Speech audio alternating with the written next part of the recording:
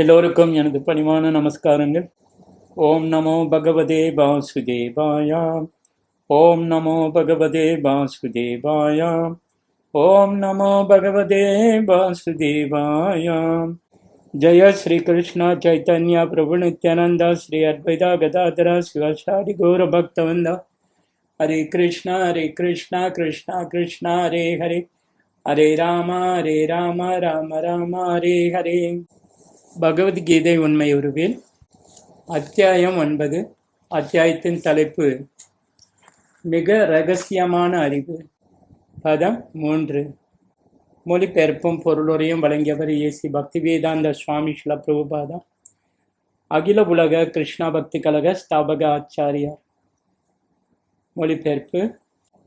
எதிரிகளை வெல்வோனே, இந்த பக்தி தொண்டில் நம்பிக்கையற்றவர்கள் என்னை அடைய முடியாது. எனவே அவர்கள் இந்த பௌதிக உலகின் பிறப்பிறப்பு பாதைக்கு திரும்பி வருகின்றனர். பொருளுரை. நம்பிக்கையற்றவன் பக்தி தொண்டினை அடைய முடியாது. இதுவே இப்பதத்தின் பொருள். பக்தர்களின் சங்கத்தினால் நம்பிக்கை உண்டாகின்றது. துரதிருஷ்டசாலி மக்கள் மிகச்சிறந்த நபர்களிடமிருந்து வேத இலக்கியங்களின் எல்லா அத்தாட்சிகளையும் கேட்ட பின்னும் கடவுள் மீது நம்பிக்கை கொள்வதில்லை. தயக்கமுடைய அவர்கள் பக்தி தொண்டில் நிலைத்து நிற்க முடியாது. இவ்வாறாக நம்பிக்கை என்பது கிருஷ்ண உணர்வில் முன்னேற்றம் அடைவதற்கு மிக முக்கிய தேவையாகும். பரமபுருஷரான ஸ்ரீ கிருஷ்ணருக்கு தொண்டு செய்வதாலேயே எல்லா பக்குவங்களையும் அடைய முடியும் என்று என்னும் பூரண மன உறுதியே நம்பிக்கை என்று சைத்தன்ய சரிதாமிர்தத்தில் கூறப்பட்டுள்ளது. இதுவே உண்மையான நம்பிக்கையாகும். ஸ்ரீமத் பாகவதத்தில் 4:31-14 கூறப்பட்டுள்ளதை போல் மரத்தின் வேருக்கு நீர் ஊற்றுவதன் மூலம் அதன் கிளைகளும் இலைகளும் திருப்தி அடைகின்றன. வயிற்றுக்கு உணவு ஊட்டுவதன் மூலம் உடலின் எல்லா புலன்களும் திருப்தி அடைகின்றன. அதுபோலவே பரமபுருஷரின் திவ்யமான தொண்டில் ஈடுபடுவதன் மூலம் எல்லா தேவர்களும் எல்லா உயிரினங்களும் தாமாகவே திருப்தி அடைகின்றன. எனவே பகவத்கீதையை படித்த பின் இதர ஈடுபாடுகள் அனைத்தையும் விட்டுவிட்டு பரமபுருஷரும் புருஷோத்தமருமான கிருஷ்ணரின் தொண்டில் ஈடுபட வேண்டும் என்னும் முடிவுக்கு வர வேண்டும். வாழ்வின் இந்த தத்துவத்தில் ஒருவனுக்கு முழு திருப்தி இருந்தால் அதுவே நம்பிக்கை எனப்படும். அந்த நம்பிக்கையை வளர்ப்பதே கிருஷ்ண பக்தி ஆகும். 3 விதமான கிருஷ்ண பக்தர்கள் உள்ளனர். நம்பிக்கையற்றவர்கள் 3வது பிரிவைச் சேர்ந்தவர்கள். அவர்கள் வெளிப்புறமாக பக்தி தொண்டில் ஈடுபட்டிருந்தாலும் உன்னதமான பக்குவ நிலையை அவர்களால் அடைய முடியாது. சில காலத்திற்கு பிறகு பெரும்பாலும் அவர்கள் தவறிவிடுவர். பக்தி தொண்டில் ஈடுபட்டுள்ள போதிலும் முழு நம்பிக்கையும் உறுதியும் இல்லாததால் கிருஷ்ண உணர்வை தொடர்வது அவர்களுக்கு மிகவும் கடினம். எங்களது ஆன்மீக பொதுநல செயல்களின் போது இதில் எமக்கு சுய அனுபவம் உள்ளது. கிருஷ்ண உணர்விற்கு வரும் சிலர் ஏதாவது உள்நோக்கத்துடன் இதில் ஈடுபடுகின்றனர். தங்களது பொருளாதாரம் சற்று வளம் பெற்றவுடன் பக்தியை விட்டுவிட்டு தங்களது பழைய வழிக்கே சென்று விடுகின்றனர். நம்பிக்கையால் மட்டுமே கிருஷ்ண உணர்வில் முன்னேற்றம் அடைய முடியும். நம்பிக்கையின் வளர்ச்சியை பொறுத்தவரையில் பக்தி தொண்டின் சாஸ்திரங்களை நன்றாக அறிந்தவன் திடமான நம்பிக்கையை அடைகிறான். அவன் முதல் நிலை பக்தன் என்று அழைக்கப்படுகிறான். 2ஆம் வகுப்பினர் பக்தி சாஸ்திரங்களை புரிந்து கொள்வதில் அவ்வளவு தேராவிட்டாலும் கிருஷ்ணருக்கு தொண்டு செய்வதே அல்லது கிருஷ்ண பக்தியே சிறந்தது என்னும் கருத்தில் இயற்கையாகவே உறுதியான நம்பிக்கையுடன் செயல்படுவர். இவர்கள் 3ஆம் வகுப்பினரை விட உயர்ந்தவர்கள். 3ஆம் வகுப்பினரிடம் சாஸ்திரங்களின் பக்குவ ஞானமோ நல்ல நம்பிக்கையோ இல்லை. ஆனால் பக்தர்களின் சங்கத்தினாலும் எளிமையான மனதினாலும் பக்தி தொண்டினை பின்பற்ற முயற்சி செய்கின்றனர். கிருஷ்ண பக்தியில் 3ஆம் நிலையில் இருப்பவன் வீழ்ச்சி அடைவதற்கு வாய்ப்புள்ளது. ஆனால் 2ஆம் நிலையில் இருப்பவன் வீழ்ச்சி அடைவதில்லை. முதல் நிலை கிருஷ்ண பக்தன் வீழ்ச்சி அடைவதற்கான வாய்ப்பே இல்லை. முதல் நிலையில் உள்ளவன் முன்னேற்றம் அடைந்து இறுதியில் இலக்கை அடைவது உறுதி. கிருஷ்ண பக்தியின் 3ஆம் நிலையில் இருப்பவனை பொறுத்தவரை கிருஷ்ணருக்கான பக்தி தொண்டு மிகவும் நல்லது என்னும் நம்பிக்கை அவனிடம் உள்ள போதிலும் ஸ்ரீமத் பாகவதம், பகவத்கீதை போன்ற சாஸ்திரங்களின் மூலம் பெறப்படும் கிருஷ்ணரை பற்றிய அறிவு அவனிடம் இல்லை. கிருஷ்ண உணர்வின் 3ஆம் நிலையிலுள்ள இவர்கள் சில சமயங்களில் கர்ம யோகத்திலும் ஞான யோகத்திலும் நாட்டம் கொண்டிருப்பர். சில சமயங்களில் சஞ்சலமாக இருப்பர். ஆனால் கர்மயோகம், ஞான யோகம் இவற்றின் பாதிப்பு நீக்கப்பட்ட உடனேயே அவர்கள் கிருஷ்ண உணர்வின் 2ஆம் நிலையையும் முதல் நிலையையும் அடைகின்றனர். கிருஷ்ணரின் மீதான நம்பிக்கையும் 3 நிலைகளாக பிரிக்கப்பட்டு ஸ்ரீமத் பாகவதத்தில் விளக்கப்பட்டுள்ளது. முதல் தர பற்றுதல், 2ஆம் தர பற்றுதல், 3ஆம் தர பற்றுதல் ஆகியவை ஸ்ரீமத் பாகவதத்தின் 18ஆம் காண்டத்தில் விளக்கப்பட்டுள்ளன.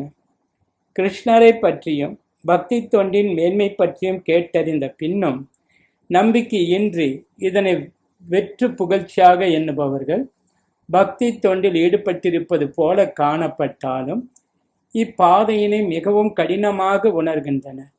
அத்தகையோருக்கு பக்குவம் அடைவதில் சிறு எதிர்பார்ப்பே உள்ளது. இவ்வாறாக பக்தி தொண்டை நிறைவேற்றுவதில் நம்பிக்கை மிகவும் முக்கிய பங்கு வகிக்கின்றது. பதம் 4. மொழிபெயர்ப்பு.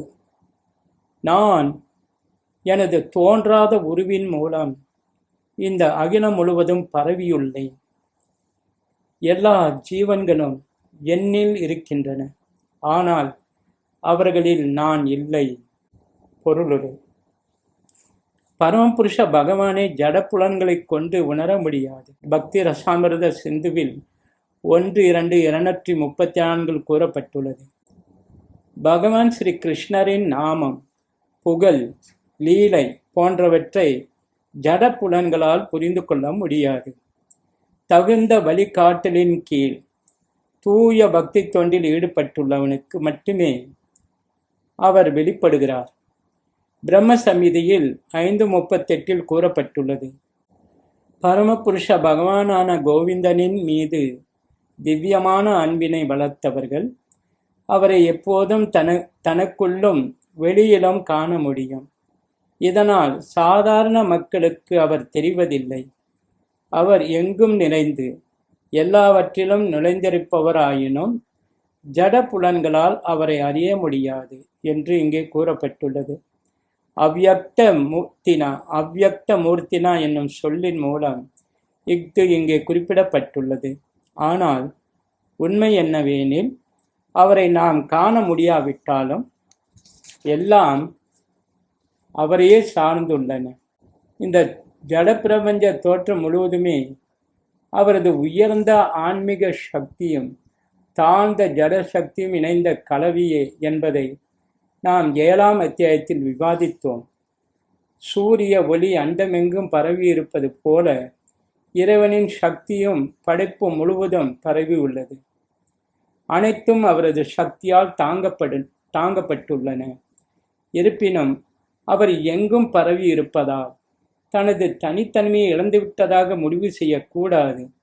அத்தகு வாதத்தை முறியடிக்க நான் இங்கும் உள்ளேன், அனைத்தும் என்னில் உள்ளன, ஆனாலும் நான் விலகி உள்ளேன் என்கிறார் பகவான்.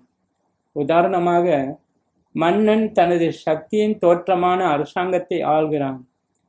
பல்வேறு அரசாங்க துறைகளும் மன்னனின் சக்தியே. ஒவ்வொரு துறையும் மன்னனின் சக்தியை சார்ந்துள்ளன. இருந்தாலும் மன்னன் தனிப்பட்ட முறையில் ஒவ்வொரு துறையிலும் இருக்க வேண்டும் என்று எதிர்பார்க்க முடியாது. இது ஒரு பண்படாத உதாரணமாகும். இது போலவே நாம் காணும் தோற்றங்கள் மட்டுமின்றி இந்த ஜட உலகத்திலும் ஆன்மீக உலகத்திலும் இருப்பவை அனைத்தும் பரமபுருஷ பகவானின் சக்தியை சார்ந்துள்ளன. அவரது சக்தியின் பரவலால் படைப்பு உண்டாகின்றது. பகவத்கீதையில் கூறப்பட்டுள்ளது போல தமது பல்வேறு சக்திகளின் விரிவால் பகவான் எங்கும் நிறைந்துள்ளார். பதம் 5. மொழிபெயர்ப்பு. இருப்பினும் படைக்கப்பட்டவை எல்லாம் என்னில் நிலை பெற்றிருக்கவில்லை. எனது யோகத்தின் ஐஸ்வர்யத்தை பார். நானே எல்லா உயிரினங்களையும் காப்பவன் என்ற போதிலும், எங்கும் நிறைந்துள்ளவன் என்ற போதிலும், நான் இந்த பிரபஞ்ச தோற்றத்தின் ஒரு பகுதி அல்ல. ஏனெனில் நானே படைப்பின் மூல காரணம். பொருளுரை. அனைத்தும் தன்னில் நிலை பெற்று இருப்பதாக கூறுகிறார் பகவான். மத்ஸ்தானி சர்வபூதானி. இதை தவறாக புரிந்து கொள்ளக்கூடாது. இந்த ஜட தோற்றத்தின் பராமரிப்பிலும் பாதுகாப்பிலும் அவர் நேரடியாக தொடர்பு கொள்வதில்லை. தனது தோள்களின் கோலத்தை தாங்கிக் கொண்டுள்ள எட்லஸ் சித்திரத்தை நாம் சில நேரங்களில் காண்கிறோம். மாபெரும் பூமியை தாங்கியுள்ள அவன் மிகவும் சோர்வாக தெரிகிறான். படைக்கப்பட்ட இவ்வுலகத்தினை தாங்கிக் கொண்டுள்ள கிருஷ்ணரது செயலை அத்தகைய சித்திரத்துடன் ஒப்பிடக்கூடாது. எல்லாம் தன்னை சார்ந்திருந்தும் தான் அவற்றிலிருந்து விலகி இருப்பதாக கிருஷ்ணர் கூறுகிறார். கிரக மண்டலங்கள் வானில் மிதந்து கொண்டுள்ளன. அந்த வானம் பரமபுருஷரின் சக்தியே. ஆனால் அவர் வானிலிருந்து வேறுபட்டவர், வேறு விதமாக நிலை பெற்றவர். எனவேதான் அனைத்தும் எனது அசிந்திய சக்தியில் அமைந்திருந்தும் பரமபுருஷ பகவானான நான் அவற்றிலிருந்து தனித்தே விளங்குகிறேன் என்று பகவான் கூறுகிறார். இதுவே சிந்தனைக்கு அப்பாற்பட்ட இறைவனின் வைபவம் ஆகும். வேத அகராதியான நிருக்தியில் பரமபுருஷர் தனது சக்திகளின் மூலம் சிந்தனை கெட்டாத அற்புதமான லீலைகளை புரிகிறார் என்று கூறப்பட்டுள்ளது. அவர் பல்வேறு திறன் வாய்ந்த சக்திகளை கொண்டுள்ளார். அவரது சங்கல்பமே சத்தியமாகும். இவ்விதமாக பரமபுருஷ பகவானை புரிந்து கொள்ள வேண்டும். நாம் ஏதேனும் செய்ய நினைக்கலாம், ஆனால் அதில் பற்பல இடையூறுகள் இருக்கும். சில சமயங்களில் நாம் நினைப்பதை செய்ய முடியாமலும் போகலாம். ஆனால் கிருஷ்ணர் எதையாவது செய்ய வேண்டும் என்று நினைத்தால் அவரது விருப்பம் மட்டும் போதும், அனைத்தும் பக்குவமாக நிறைவேறிவிடும். அஃது எவ்வாறு நடந்தது என்று கூட கற்பனை செய்ய முடியாது. பகவானே இந்த உண்மையை விளக்குகிறார். நானே ஜட தோற்றம் முழுவதையும் பாதுகாத்து பராமரிக்கும் போதிலும் நான் அதனை தொடுவதில்லை. அவரது பரம இச்சை போதும். இந்த இச்சையிலேயே அனைத்தும் படைக்கப்படுகின்றன, அனைத்தும் பாதுகாக்கப்படுகின்றன, அனைத்தும் பராமரிக்கப்படுகின்றது மற்றும் அனைத்தும் அளிக்கப்படுகின்றது. அவருக்கும் அவரது மனதிற்கும் இடையே, நமக்கும் நமது தற்போதைய ஜட மனதிற்கும் இடையில் இருப்பது போன்று எவ்வித வேறுபாடும் இல்லை. ஏனெனில் அவர் பூரண ஆத்மா. பகவான் ஒரே சமயத்தில் அனைத்திலும் வீற்றுள்ளார். இருப்பினும் அவர் எவ்வாறு தனிப்பட்ட நபராகவும் விளங்குகிறார் என்பதை சாதாரண மனிதன் புரிந்து கொள்ள முடியாது. அவர் இந்த ஜட தோற்றத்திலிருந்து வேறுபட்டவராக இருந்தும் எல்லாம் அவரையே சார்ந்துள்ளன. இதுவே இங்கு யோகம், ஐஸ்வரம், பரமபுருஷ பகவானுடைய யோக சக்தி என்று விளக்கப்பட்டுள்ளது. श्री श्रीमद् भगवद गीता की जय, श्री प्रभुपाद की जय, गौर परमानंदे हरे हरि बोल।